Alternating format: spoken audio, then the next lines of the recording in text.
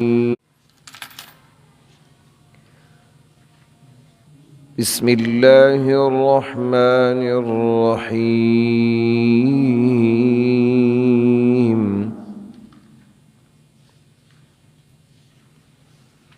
سبحانك لا علم لنا إلا ما علمتنا إنك أنت العليم الحكيم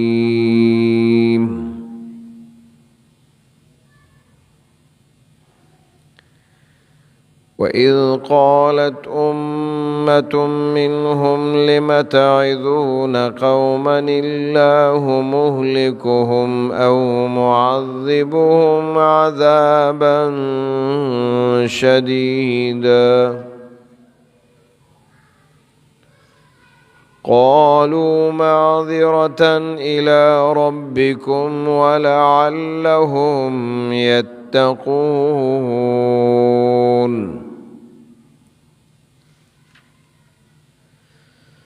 فلما نسوا ما ذكروا به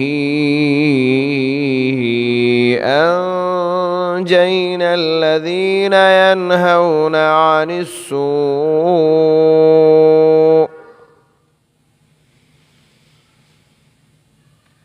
وأخذنا الذين ظلموا بعذاب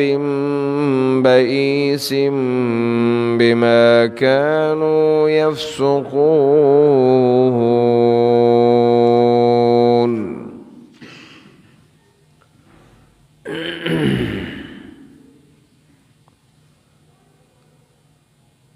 قرآن کریم دا بیان د مخکې نه شروع کړی و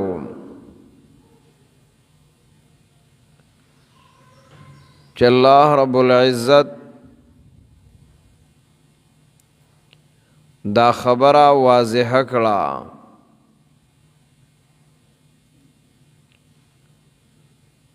چې کله بنی اسرائیلو دا الله رب العزت په حکم کې چل چودری راواغستا نو داغه د قوم نه درې قسمه ډلې جوړې شوې چې یو ظالمینو یو واعظینو او بل ساکتینو ظالمین هغه چې هغه د عمل شروع کړو او کولوي واعظین هغه چې هغه ورته ویل دا مکوي ساکتین هغه چې هغه خاموش پاتې شو دې ځای کې قرآن کریم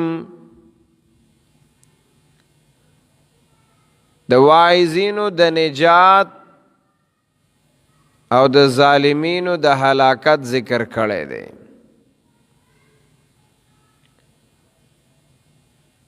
خدا ساکتینو ذکر قرآن دی ځای کې نه دی کړی او علماء دا خبره کوي چې سکوت په وخت د وینا کې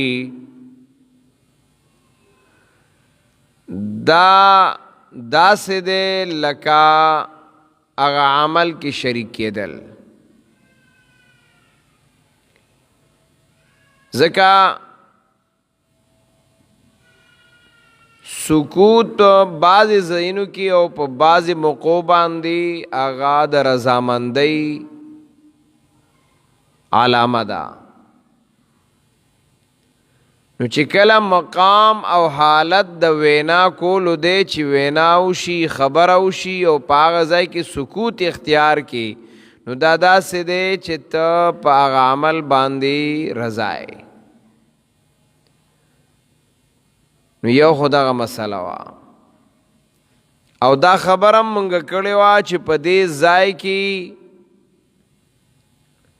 علما درې خبرې د دې آیاتونو نه ثابتوي دا تیر درس کې مونږ دا خبرې کړې وې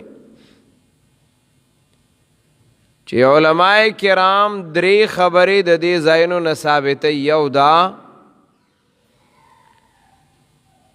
چې د الله د حکمونو سره به چل چودري نه کې دویمه دا چې د نافرمانی په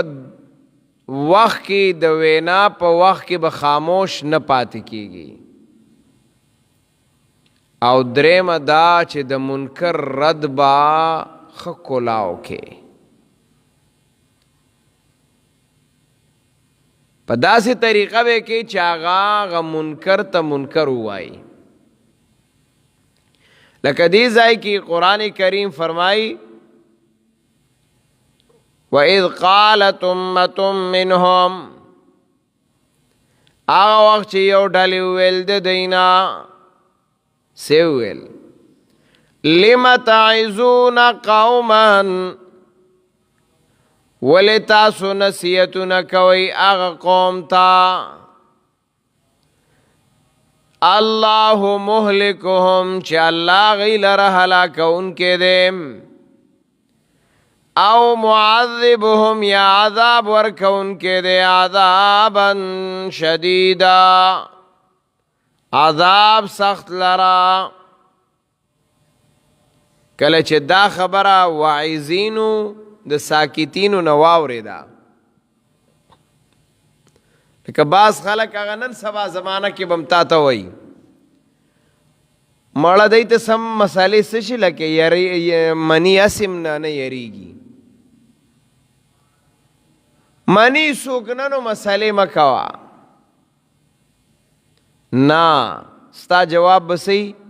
قالوا معذرة الى ربكم ولعلهم يتقون دا بستا جوابی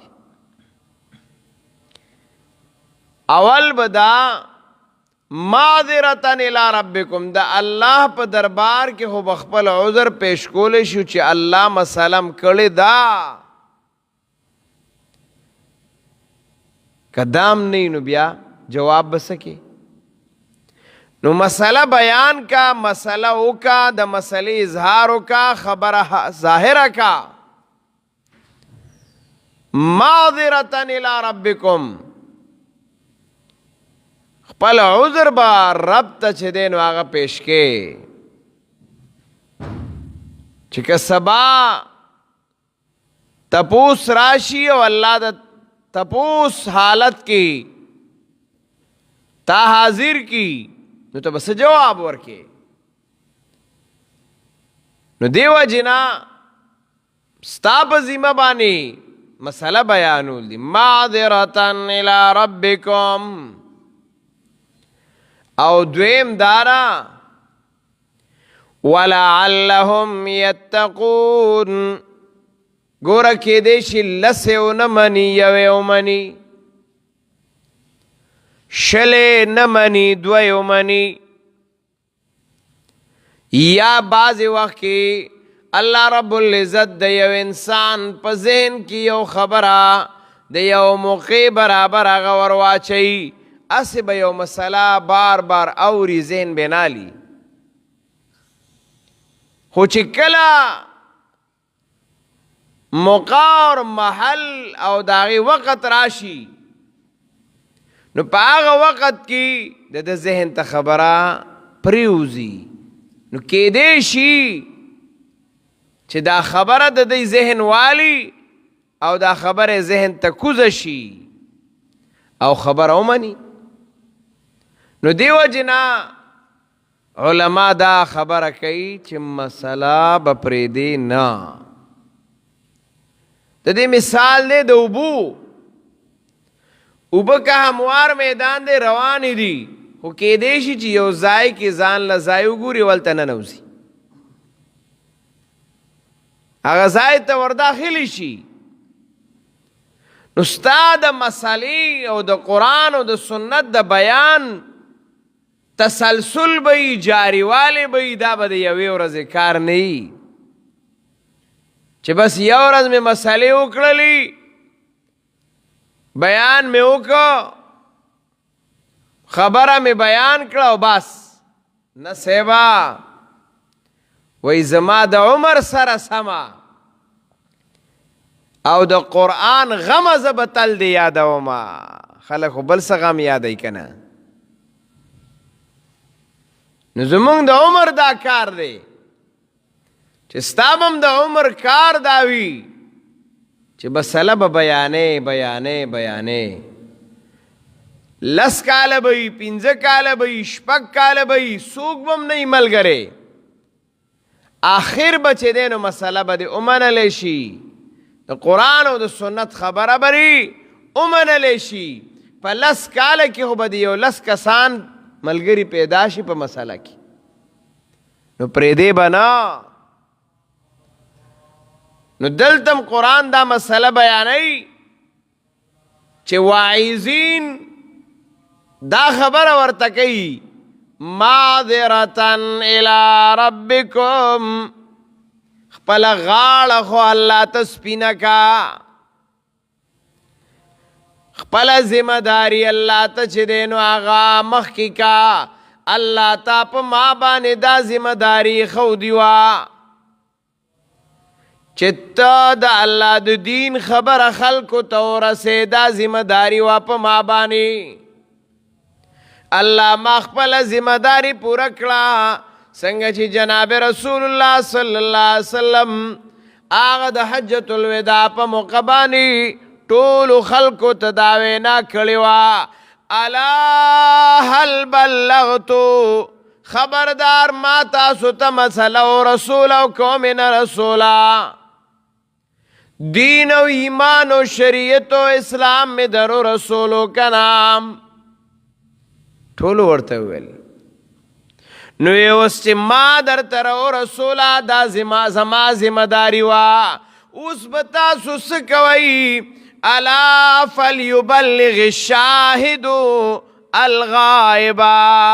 اوس به تاسو دا مسله چې کم حاضر یې دا به غایبینو ته دا مسله رسوئ. ستا په ذمه دا ده معذرتن الی ربکم، الله تخپل عذر پیش کول دی معذرتن الی ربکم ولعلهم یتقون، او خامخا دی کی به داسې څوک پیدا شي چې هغه به تقوا والی پرهیزګارۍ واله به ځان به بچ کوونکی د دغه نافرمانی نه، یتقونا ځان به د هغې نه بچ کوي، داسې به پکې پیدا شي.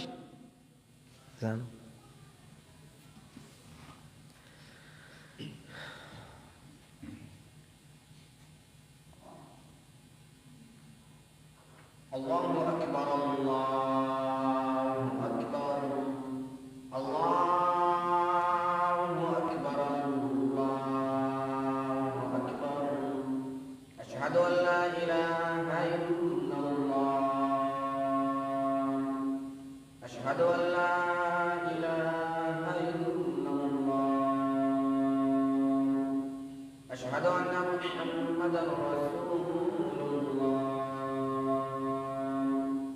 أشهد أن محمدا رسول الله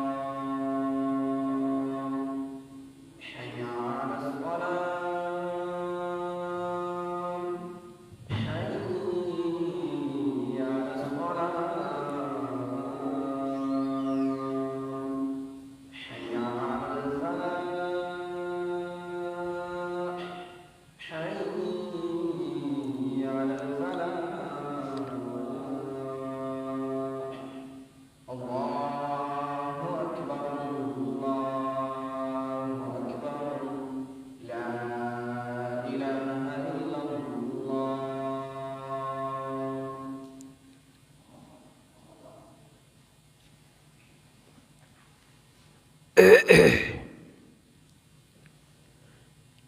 نو قرآن کریم دا مسئلہ بیانائی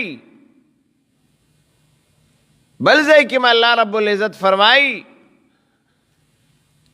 فَمِنْهُمْ ظَالِمٌ لِنَفْسِهِ وَمِنْهُمْ مُقْتَصِدٌ وَمِنْهُمْ سَابِقٌ بِالْخَيْرَاتِ بِإِذْنِ اللَّهِ. درې قسم خلق الله بیانوي. یو داره چاته چې خبره د دین ورسېدا ظالم لنفسه هغه کمې کوونکی ظالم نه مراد دغه ظالم نه دی هغه کمې کوونکی د خپل ځان صرف ځان پورې منحصره کی بس ما واورېدا ومنهم مقتصد بعضې درمیانه پاتې شي ملګري دوست خبره وکړي ومنهم سابق بالخيرات او بعض هغه ورپسې ورمخکې شي خلکو ته بیان وکړي. درې قسمه خلق دا د بیان نه بعد جوړیږي. دلتم قرآن د هغه واعظینو بیان کوي چا چې هغه خلکو ته خبره کړې وه چا چې د الله د دین سره چل چودري کړې وه څه ورته ویل مه کوئ داسې مه کوئ او چې کم ساکتینو لم تعظون ولې تاسو نصیحتونه کوئ قوما هغه قوم ته الله مهلکهم او معذبهم چې الله هغوی لره هلاکونکی دی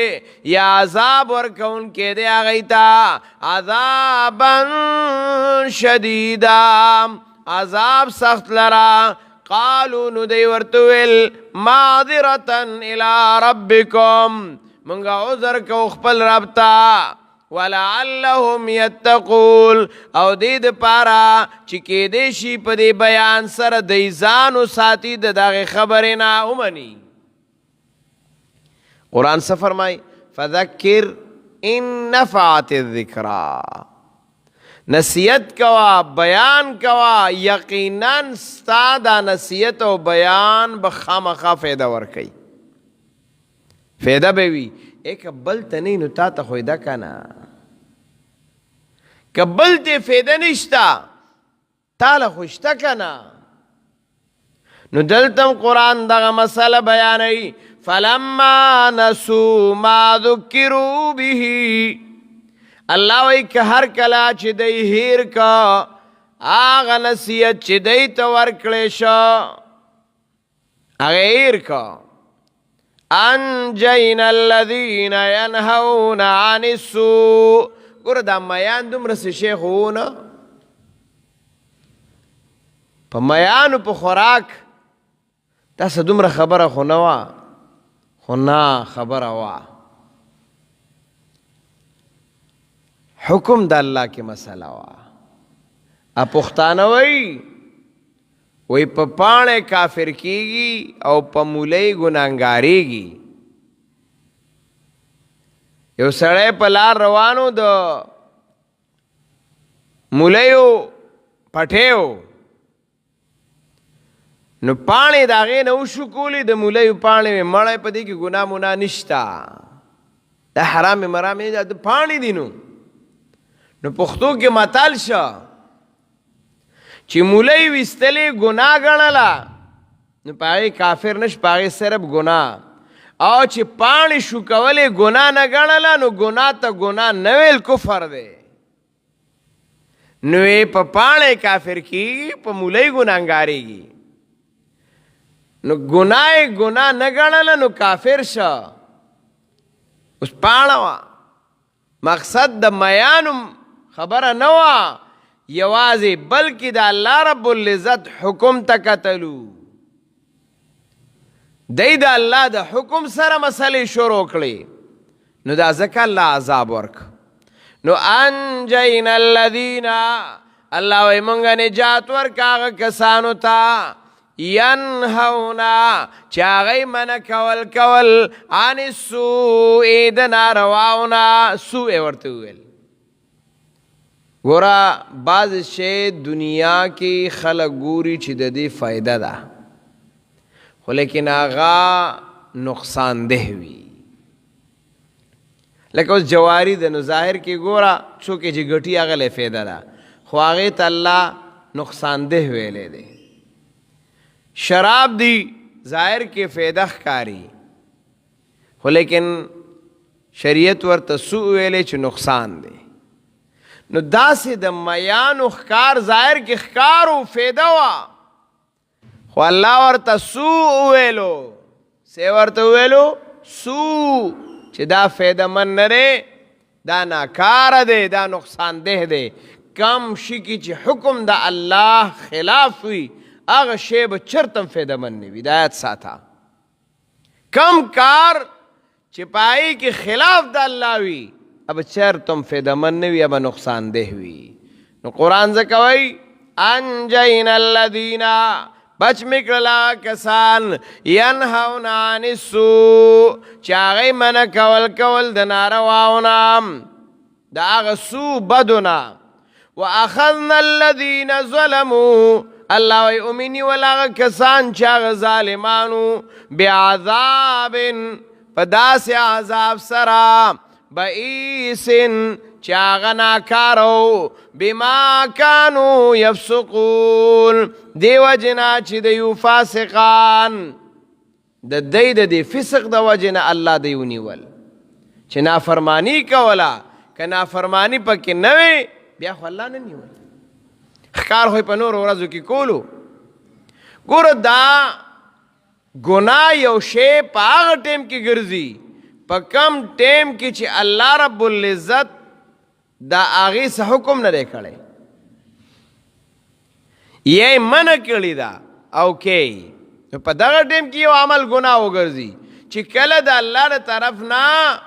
جواز دی، نو همغه کار بیا ګناه نه ده. دا خو د الله د حکم تابعداري ده، اصل کې